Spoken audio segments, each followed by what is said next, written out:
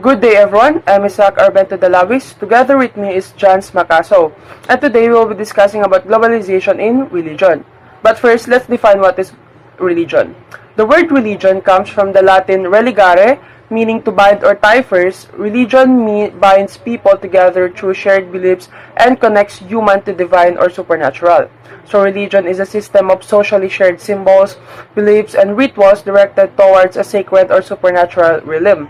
It provides meaning in life and guides moral values, behaviors, and worldwide. Okay? So when we say religion, it comes from the Latin word religare, which means to bind or tie first. And this meaning tells us exactly what religion does. It binds people together through shared beliefs and connects them to something greater than themselves, whether it is God, gods, or the supernatural. It is not just about praying or going to a place of worship. Religion is a complete system made out of shared symbol like cross or a moon, shared beliefs like heaven or the afterlife, and shared rituals like baptism or fasting, all of which points towards something sacred. More than that, religion gives people a sense of meaning and purpose in life. So it helps answer the deepest question like, why are we here? What happened after we die? And what is right and wrong? Okay? So, when we say religion, it also guides us, both individuals and entire communities, in how we are going to live in this lifetime that we have right now. Next up, what is religion? So, substantive and functional definitions. So, the substantive definition focuses on belief in a supernatural being. The functional definition considers religion as anything that gives ultimate meaning and organizes a person's life even without belief in a deity. Okay? So, when we say, there are two ways scholars define religion. The substantive definition is straightforward. So, if you believe in God or supernatural being, you are practicing religion, which covers most traditional religions like Christianity, Islam, and Hinduism. The functional definition is broader.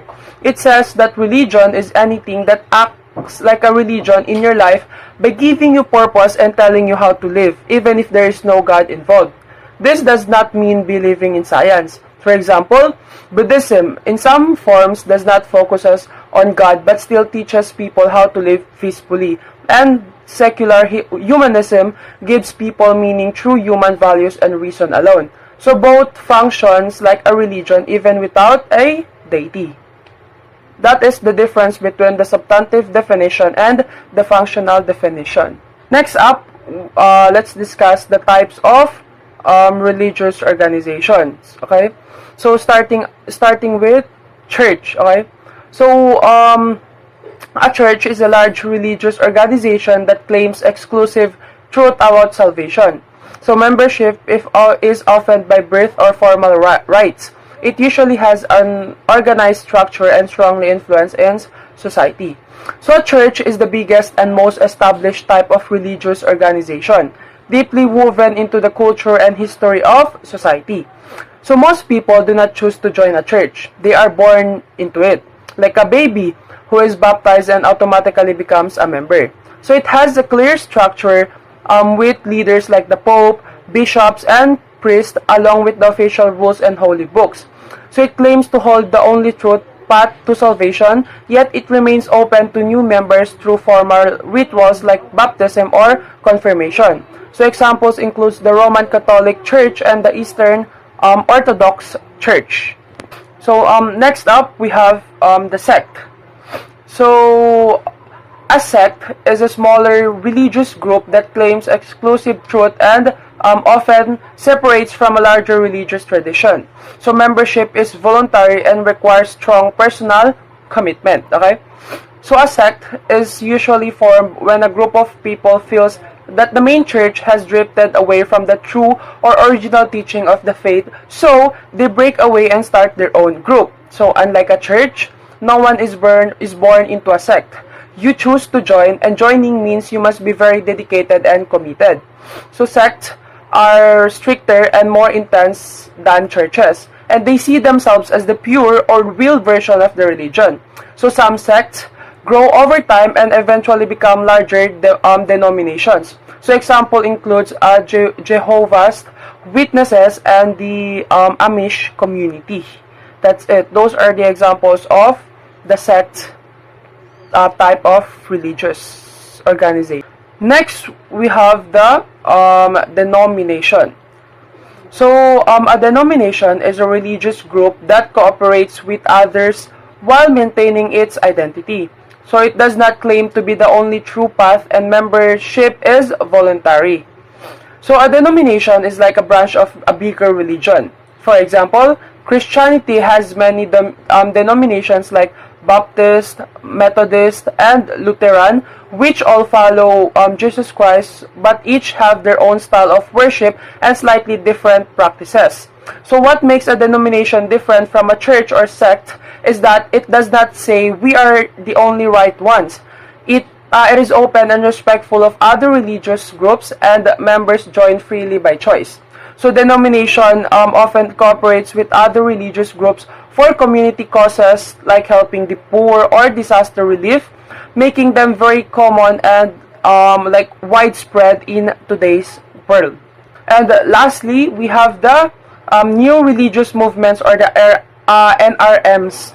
Okay, so new religious movements, or the NRMs, refers to a newer or non-traditional religious groups.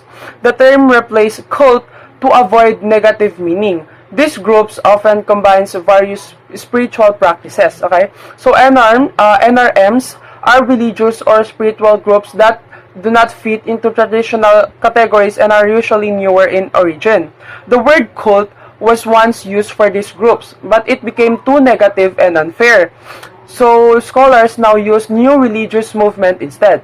So these groups are creative in their beliefs. They often mix elements from different religions, like combining Buddhist meditations with Christian ideas, or adding astrology and crystal healing into their practices. So they can range from small local communities to large international organizations. So examples include Scientology, the Unification Church, and many more examples. So, and now let's discuss the types of religion. First, we have the Christianity. So Christianity is the world's largest religion.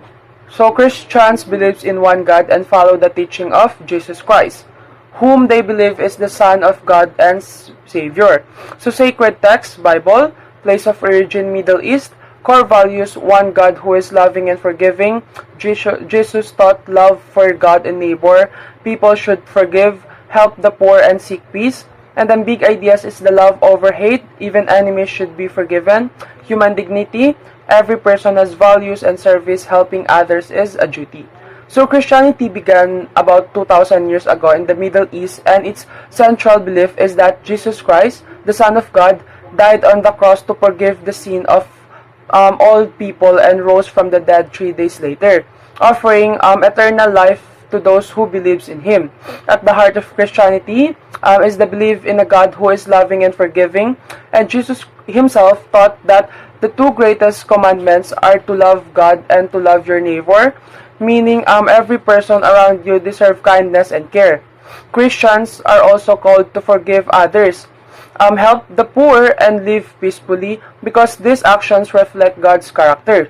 So the big ideas of Christianity go even further. Love over hate means that even enemies should be forgiven, not just friends. Human dignity means that every single person has value regardless of their backgrounds or mistakes. And service means that helping others is not just a good thing to do, it is a duty and responsibility. The Bible serves as the guide for all these beliefs, and today Christianity has about 2.4 billion followers worldwide. So next up, we have Islam. So Islam means submission to God. Muslims follow the teaching of Muhammad, who taught obedience, discipline, and justice. Sacred text, Quran. Place of origin, Arabian Peninsula. Core beliefs, one God or Allah who is just and merciful. Life should follow God's guidance. Faith must be shown through actions. Big idea, discipline, and responsibility. Faith is practiced daily. Equality, all believers are equal before God. And community, helping others strengthens society. So Islam began in the 7th century in the Arabian Peninsula, and the very name Islam means submission to God, meaning Muslim lives their lives to follow God's will in everything they do. Muslim believes in one God, Allah subhanahu wa ta'ala, who is both just and merciful, and they believe that life must be lived according to God's guidance as revealed in the Quran through the Prophet Muhammad, who taught his followers to be obedient, disciplined, and just. One of the most important ideas in Islam is that faith is not just something you believe in your heart. It must be shown through your actions every single day, which is why practices like praying 5 times a day, fasting during Ramadan, and giving to the poor are all required duties. The big ideas of Islam are deeply connected to community and equality, so meaning all believers, no matter how rich or poor, how powerful or ordinary, stand equal before the God. And this equality pushes Muslims to help one another and strengthen their community together. So Islam teaches that a strong society is built when its people take care of each other, which is why charity and community service are seen as the act of faith and not just kindness. So today, Islam has about 1.9 billion followers worldwide, making it the second largest religion in or on. Good day everyone, this is Jhance G Macaso, and today we will going to discuss three significant world religions, which is Hinduism, Buddhism, and Judaism. So first, let's talk about Hinduism. So Hinduism is one of the oldest religions in the world.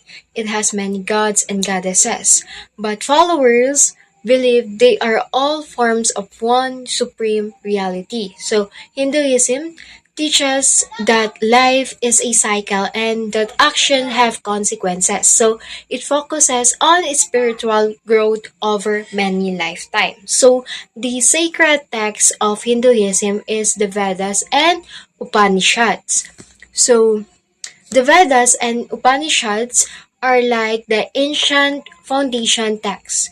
Think of them as a collection of hymns, rituals, and philosophical discussions. So the place of origin of Hinduism is India. So it's deeply rooted in the history and culture of the Indian subcontinent. So the big ideas under Hinduism, the first one we have is karma. So action have consequences. This is the law of cause and effect. So basically what goes around comes around. Your action or good or bad have consequences that shape your present and future. So the next one we have dharma. So everyone has duties and responsibilities. So dharma, this is about your duty, your purpose, and your living righteously according to your role in life and society. So it's about doing what you are supposed to do. The next one is reincarnation. So life continues beyond one lifetime. So life isn't just life isn't seen as one shot deal. It's a cycle of birth, death, and rebirth. So your souls moves onto a new life influenced by your karma. So the core belief of Hinduism is the first one we have many gods represent one supreme reality. So while there are many deities like Vishnu, Shiva, and Devi, Hindus believe that they are all manifestations of a single supreme or universal spirit or consciousness.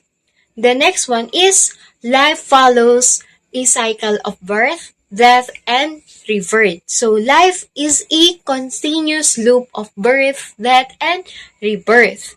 So the last one we have good actions lead to a better outcome. So good actions it could lead to a better outcome. So performing a good deeds and living ethically leads to a more favorable rebirth or spiritual progress. So that is for Hinduism. Now let's proceed to Buddhism. So Buddhism teaches that suffering is a part of life, but it can be overcome through understanding and self-discipline. It was founded by Siddhartha Gautama. So the sacred text of Buddhism is Tripitaka. So Tripitaka is a collection of Buddhist scriptures containing the teachings of the Buddha, monastic rules, and philosophical analysis. So the place of origin of Buddhism is India or Nepal. So it emerged from the teaching of Siddhartha Gautama in a ancient India. So the vague ideas of Buddhism, the first one we have self-control, which is peace begin within. So achieving the inner peace and wisdom start from within. So it start from us by mastering one's own mind and impulses. So the next one is mindfulness, awareness of thoughts and actions. So being fully aware of your thoughts, feelings, and surrounding in the present moment without judgment. The next one we have compassion. Reduce sufferings from all beings. So it means that extending kindness and empathy to all living begins aiming to reduce sufferings whenever possible. So now we discuss the big ideas under Buddhism. Now let's proceed to the core beliefs. So the first one is these are causes suffering. So this means the root of suffering is identified as craving, attachment, and aversion. The next one is inner peace comes from balance and mindfulness. So finding equilibrium through practices like meditation and ethical living leads to tranquility. So our inner peace comes from the being balanced and mindfulness in our life. And the last one we have wisdom and compassion. So wisdom and compassion, enlightenment lead to. Okay, so it is developing deep understanding and caring heart are the key to achieve spiritual liberation. Okay, so lastly, let's talk about Judaism. So Judaism is one of the oldest monotheistic religions. It centers on belief in one God and follows the teaching of the Torah. So the secret text of Judaism is the scriptures. So under scriptures, it is a general term. So it is referring to primarily to the Torah. So the first 5 books of the Hebrew Bible and other prophetic and wisdom writing. So Judaism came from the ancient Hebrews. So its origins are traced back to the Abrahamic covenant in the Middle East. So now let's proceed to the core beliefs of Judaism. The first one is belief in one transcendent God. So Judaism firmly believes in a single, all-powerful, incorporeal God who is distinct from creation. Okay? The next one is God revealed himself to Abraham, Moses, and the Hebrews prophet. So Judaism believes that God revealed himself and his will to the key features like Abraham and Moses and through the prophets. And next is religious life is in accordance with the scriptures and rabbinic traditions. So the religious life is guided by the laws and teachings found in the scriptures and interpreted through the rabbinic traditions. Now, we already discussed the core belief of Judaism. Now, let's proceed to the big ideas of it. The first one we have life. It is a total way of life for the Jewish people. So, Judaism is not just a set of beliefs, but a comprehensive system that guides all aspects of Jewish life, including the ethics, law, and the culture. So, the next one is the components. So, it comprises theology, law, and innumerable cultural traditions. So, it's multifaceted tradition encompassing theology like belief about God, halakha, the Jewish law, and a rich array of culture practices and traditions. And lastly, God. It is characterized by a belief in one God. So the central focus in the belief and relationship with one indivisible God. So in summary of all Hinduism, Buddhism, and Judaism, while distinct in their doctrines and practices, offer profound frameworks for understanding existent ethics and the human condition. Okay, so the next one we let's discuss the impact of globalization on religion. So, religion pluralism. Globalization increases interaction among religions, promoting religious diversity, migration, and communication technologies allows religions to spread widely. So, think about this as more religions and being around and interacting in these same places. Okay, so because people move around more, which is the migration, and we can talk to anyone anywhere through technology, different religions are spreading all over the world. So instead of just one or two religions being dominant in an area, you're likely to find many. So through communication and technologies, the religions is spreading. Next is religion and global conflict. So religion may contribute to conflict when used to justify violence or political power. However, conflicts often involve political and economic factors as well. So sometimes religion gets used as a reason to start fights or grab power. So when people feel their religion is under attack, or when the leaders use religious ideas to rally support for a cause, it can lead to conflict. It's really just about religion. So usually there are also political goals, economic issues, or historical grudges mixed in. So religion can be a powerful tool, but it's often used for non-religious reasons too.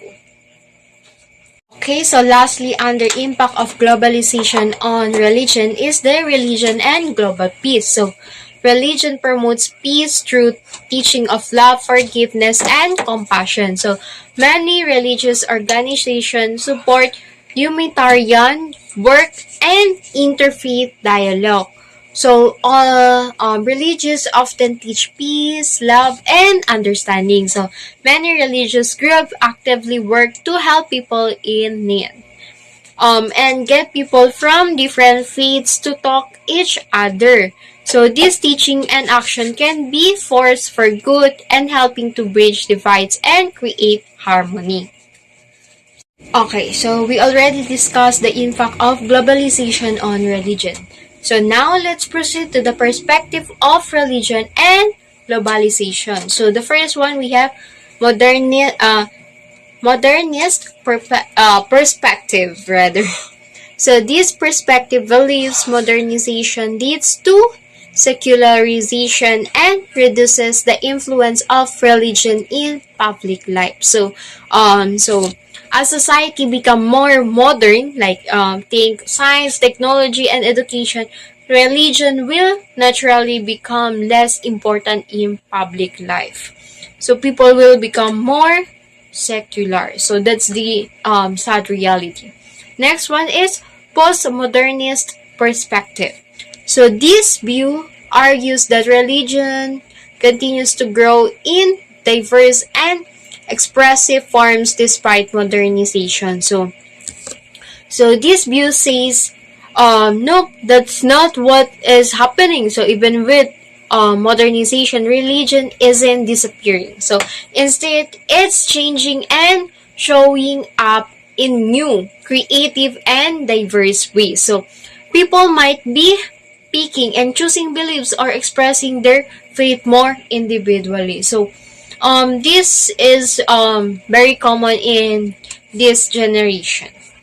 Next, we have the modernist perspective. So, this perspective believes religions adapt differently to modernization while managing their traditions. So, this is a bit trickier. So, it suggests that as society modernizes, different religions will react in different ways. So, some might try hard to stick to their old traditions while others might adapt more freely. So it's not a one-size-fits-all outcome. Okay? Okay, so lastly, let's discuss the forms of localization. So the first one we have is indigenization. So this is the religion fused with ethnic culture. So this is when a religion starts to blend with the local culture and tradition of a specific group of people. So it becomes native to that place or group. So for example, a global religion might adapt local rituals, symbols, or ways of celebrating that are unique to that religion. Okay, so the next one is vernacularization. So use of local languages to express sacred ideas. So this is about using the everyday language of a local people to talk about the religious ideas. So instead of using ancient or foreign sacred languages, the religion is expressed in the language everyone speaks. So for example, translating religious texts or prayers into the local dialect so more people can understand and connect with them. Okay, so the next one is nationalization. Okay, so linking specific religions to national identities. So this happens when a particular religion becomes strongly linked with the identity of a specific nation. It's like the religions become a symbol of that country. So for example, a country might officially recognize or promote a certain religion as part of its national heritage. Okay, so the next one is transnationalization. Rather. Groups retain religious identity beyond national borders. So, this is when religious groups maintain their identity and connection across different countries. They might have communities or leaders in multiple nations, staying connected despite the borders. So, for example, a religious movement that has followers and institutions spread across continents, with members communicating and supporting each other globally. Okay, so this discussion will help us understand the evolving landscape of faith in our increasingly connected world. So let's begin by looking at how globalization fosters religious diversity. So that's all. I hope you learned something and thank you.